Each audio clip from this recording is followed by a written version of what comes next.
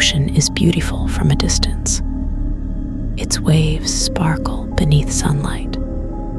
Its horizons seem endless and peaceful. But after midnight, far from shore, the sea becomes something else entirely. The stories you're about to hear all share one thing in common. Each began with ordinary people who believed they understood the ocean. None of them were prepared for what waited in the darkness beneath the waves. Our first story is called Ocean Horror. Something climbed onto the boat after midnight. I grew up around fishing boats. My father owned one. My grandfather owned one before him. By the time I was 28, I'd spent more nights on the ocean than I could count. That experience taught me something important. The sea always makes noise. Waves slap against the hull. Wind whistles through rigging. Engines vibrate through the deck. Complete silence never happens. That's why I woke up immediately when everything went quiet. It was just after midnight. Our trawler drifted 20 miles offshore. 3 of us were aboard. Me, my cousin Eric, and an older fisherman named Wade. We'd finished setting lines and planned to rest for a few hours before sunrise. I checked my watch. 12:37. The cabin felt unnaturally still. No waves, no creaking wood, nothing.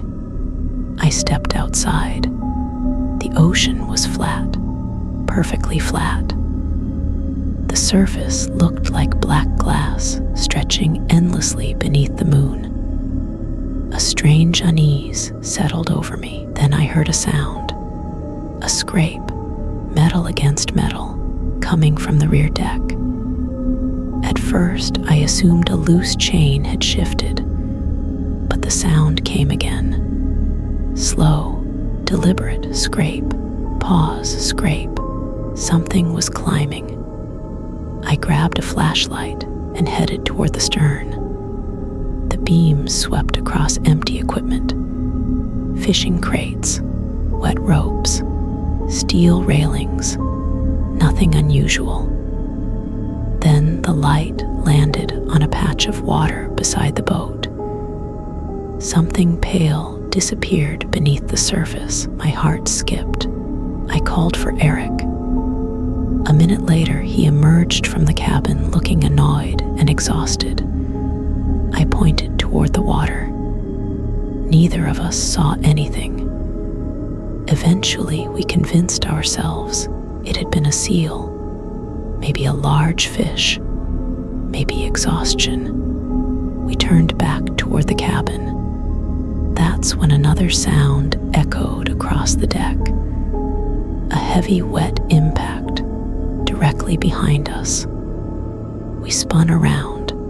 Something stood near the stern. At first, my brain couldn't process what I was seeing. It looked vaguely human, but wrong. Its arms were too long. Its skin appeared gray and slick. Water dripped continuously from its body. The thing crouched beside a stack of crates, watching us. Neither of us moved. Neither of us spoke. The creature's eyes reflected moonlight, large, black, unblinking. Then it opened its mouth. Rows of narrow teeth filled its jaw. Eric screamed. The creature reacted instantly. It lunged. We ran. The deck exploded into chaos.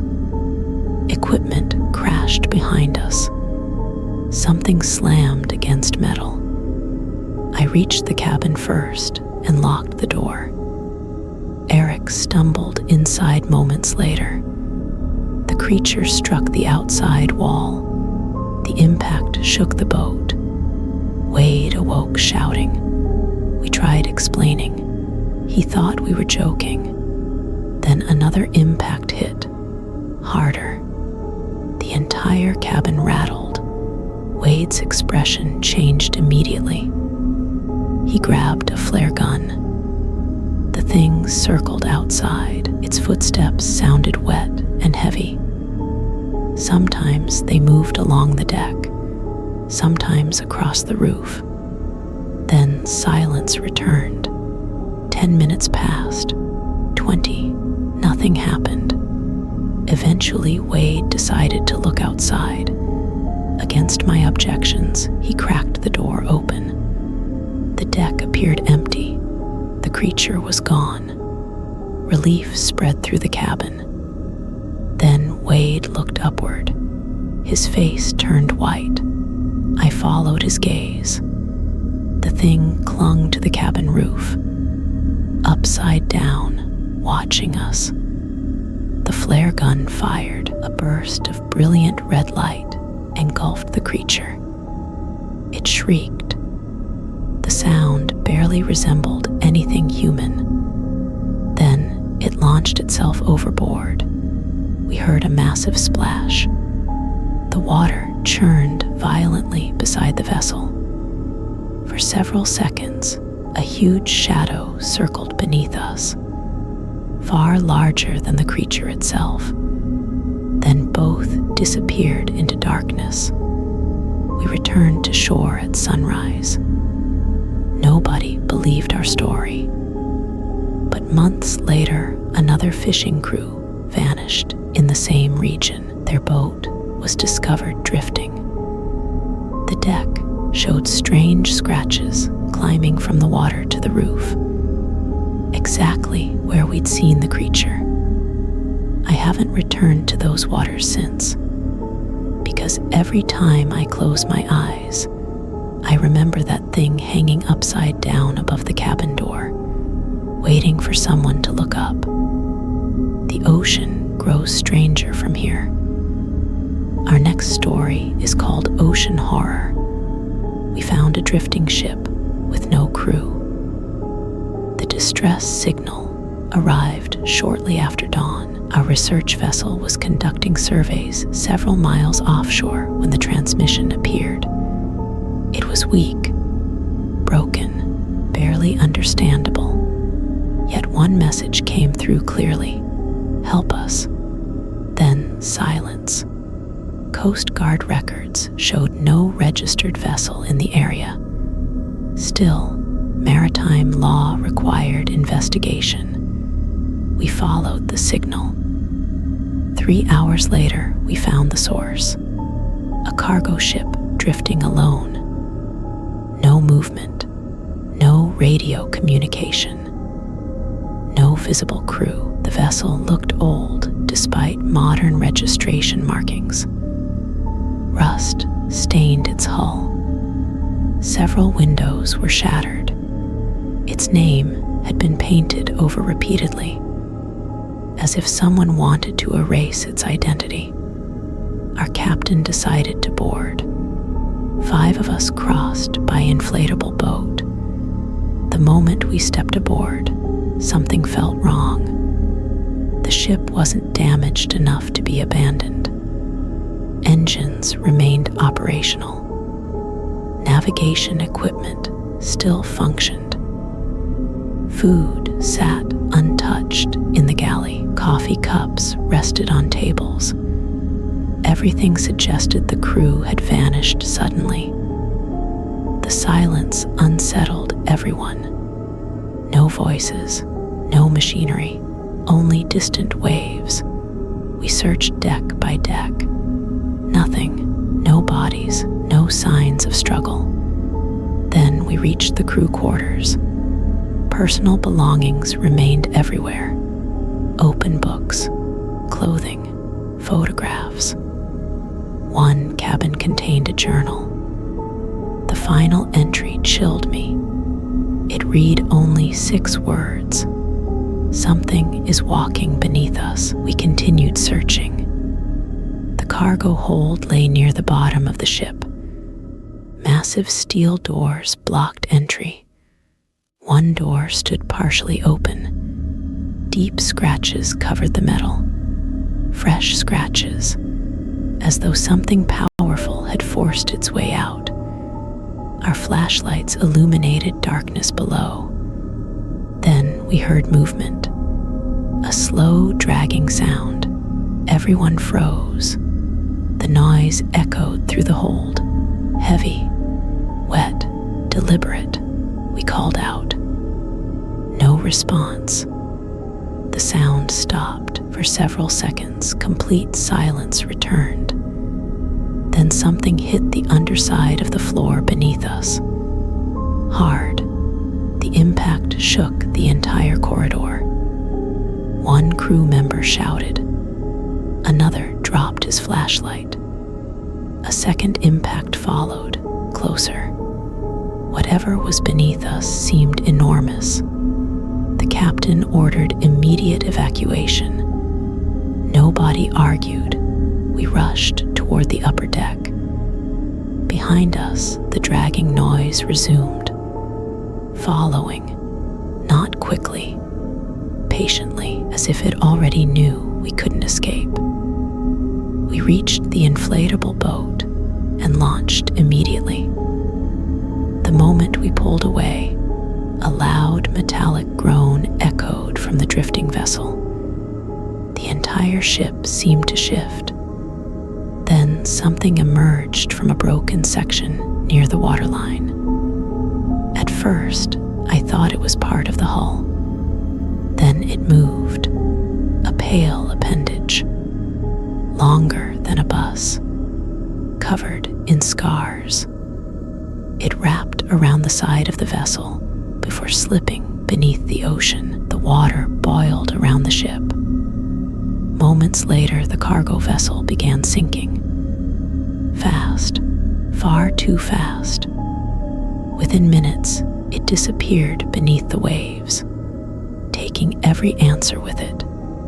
The distress signal never transmitted again. Official reports blamed structural failure, but everyone who boarded knows the truth. Something was inside that ship, and whatever happened to the crew happened long before we arrived. Our third journey takes us to a forgotten island. This story is called Ocean Horror. The lighthouse turned on by itself. The lighthouse had been abandoned for nearly 20 years. No electricity, no caretaker, no reason for anyone to visit, which is exactly why I was there. I worked as a photographer documenting remote coastal structures. The assignment seemed simple. Spend one night on the island, take photographs, leave in the morning. The island sat alone several miles offshore. Jagged rocks surrounded it. The lighthouse towered above everything like a stone giant. The boat dropped me off before sunset. By nightfall, I was completely alone. At least I thought I was. The first few hours passed quietly. I explored the lighthouse. Its interior had deteriorated badly. Broken stairs, rusting equipment, cracked windows. The lantern room at the top was empty. The light itself had been removed years earlier. Around midnight, a storm began forming offshore. Wind rattled the structure. Rain lashed against stone walls. I sat reviewing photographs when a brilliant beam of light swept across the room. I looked up instantly. The lighthouse was operating. Impossible. The beam rotated slowly through darkness, bright enough to illuminate the ocean for miles. I rushed upstairs. The lantern room remained empty. No bulb, no machinery. Yet the light continued. It emerged from nowhere, rotating exactly as a functioning lighthouse would. Fear settled deep inside me. Then I noticed footprints. wet footprints leading down the stairs, fresh. Someone else was inside. I followed them. The prints descended level after level, always just ahead, as if their owner had passed moments earlier. Eventually, they ended at a locked maintenance room. The door stood slightly open. Inside sat old records, logbooks, maps, weather reports. One journal caught my attention. The final entry described a storm decades earlier. According to the keeper, strange lights appeared offshore. Voices called from the sea. Several fishermen vanished. Then came the last sentence. The light must remain on, no matter who asks me to turn it off. A crash echoed above. The lighthouse beam suddenly stopped. Darkness swallowed the island. Then voices began calling from outside. Dozens of voices, men, women, children, all speaking at once, all asking for help. The sounds came from every direction, including the ocean. I looked through a window. Figures stood among rocks below, pale silhouettes illuminated by lightning, watching the lighthouse, waiting. The beam suddenly activated again. Instantly, every figure vanished. The voices stopped. Only the storm remained. The light continued until dawn. When the supply boat returned, I left immediately. Years later, I learned the original lighthouse keeper disappeared during that final storm. His body was never found, but local fishermen still claim the light occasionally activates during severe weather. Always when something approaches from the sea. Something the lighthouse was built to keep away. Our fourth story descends beneath the waves. This is ocean horror. There was singing beneath the water. I first heard the singing during a scientific survey. Our team studied whale migration patterns. The equipment included underwater microphones capable of recording sounds from miles away. Most recordings contained normal ocean noise. Whales, dolphins, ship traffic. Then one night, everything changed. The sound appeared just after 2 a.m. A voice, female, singing. The melody felt hauntingly beautiful, yet something about it seemed deeply wrong. The recording technician assumed another vessel was nearby, but radar showed nothing. No ships, no boats, nothing. The singing continued, clearer now, closer. Every member of the crew gathered in the monitoring room. Nobody spoke. Everyone listened. The voice sounded impossible, not distorted by water, not muffled, perfectly clear, as if someone stood beside us. Then additional voices joined. 2, 5, 10. A choir emerging from darkness below. The ocean outside remained calm, yet every hair on my body stood up. One crew member began crying. Another walked toward the deck without speaking. We stopped him. He seemed confused, as if waking from a dream. The singing continued for hours. Gradually, more people became affected.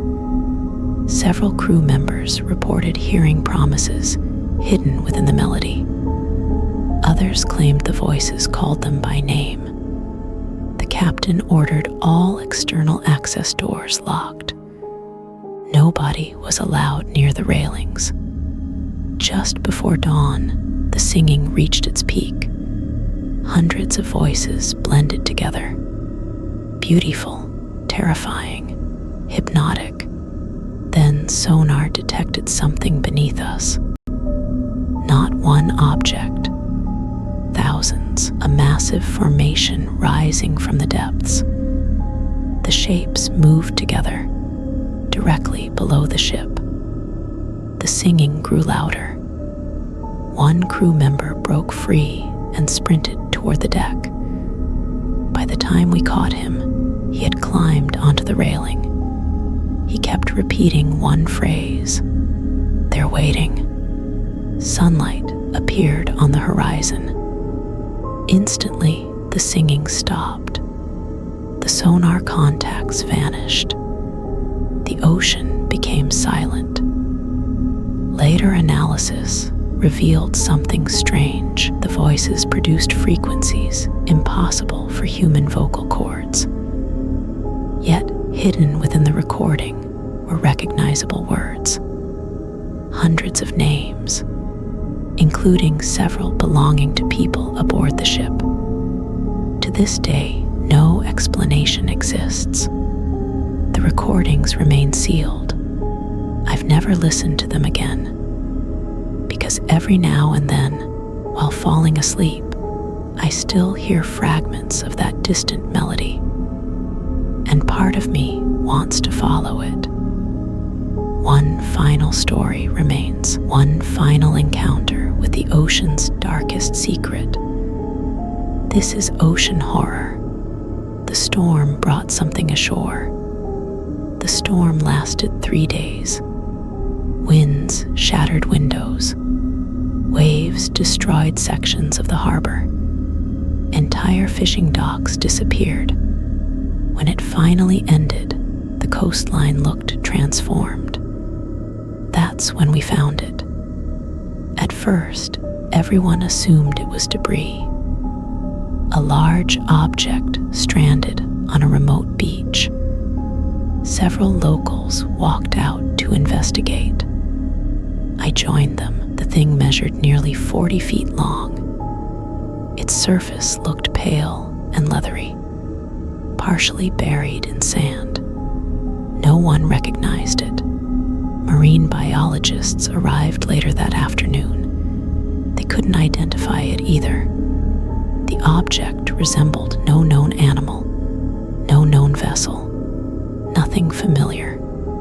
Workers attempted to move it. Then it twitched. Every person nearby froze. The thing was alive. Authorities established a perimeter immediately.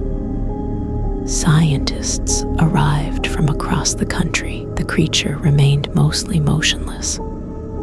Occasionally, parts of its body shifted beneath the sand. Nobody knew where its head was. Nobody knew where its tail was. It seemed less like an animal and more like a piece of something larger. That night, security cameras captured movement. The creature unfolded. Sections of its body opened like enormous petals. Inside were hundreds of dark openings resembling eyes. By morning, several cameras had failed. Footage became corrupted. The scientists grew increasingly nervous. One researcher privately admitted the creature appeared impossible from an evolutionary perspective. Its anatomy made no sense. On the third night, people began hearing sounds. Low vibrations, almost like distant speech. Residents living near the beach reported vivid nightmares. Many dreamed of endless black water stretching beneath unfamiliar stars. Then disappearances began. A security guard vanished first. Then a researcher, then another. No evidence remained, only footprints leading toward the creature. Authorities planned immediate destruction. Heavy equipment arrived before dawn, but they were too late. The thing had changed again. It now stood upright, towering over the shoreline. Its true size had been hidden beneath sand. The creature rose higher than nearby buildings. Witnesses fled. Some screamed. Others simply stared in shock. The monster turned toward the ocean for several seconds. Everything became silent. Then a sound echoed across the coastline. A call deep, ancient, powerful enough to shake windows miles away. The ocean answered. Far offshore, enormous shapes moved beneath the surface. Dozens of them, maybe hundreds. The creature stepped into the water. Each wave seemed to welcome it. Within minutes, it disappeared beneath the sea. The distant shapes vanished with it. Government officials sealed every report. Most evidence disappeared, yet thousands witnessed the event. Too many to silence completely. Today, the beach appears normal. Tourists visit every summer. Children play near the shoreline, but locals avoid the area after dark. Because sometimes, during powerful storms, enormous tracks appear in wet sand. Tracks leading from the ocean toward land, as though something is still returning.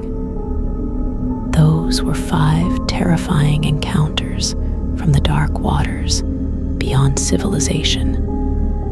The ocean covers most of our world. We've explored only a fraction of it. And perhaps that's for the best. Because whatever climbed aboard that boat, whatever haunted that drifting ship, whatever the lighthouse kept away, whatever sang beneath the water, and whatever emerged from the storm, all share one unsettling possibility. The deep ocean may not belong entirely to us. So if you ever find yourself alone on the water after midnight, listening to waves beneath a moonless sky, remember this. Some things are still waiting below, and sometimes they decide to rise.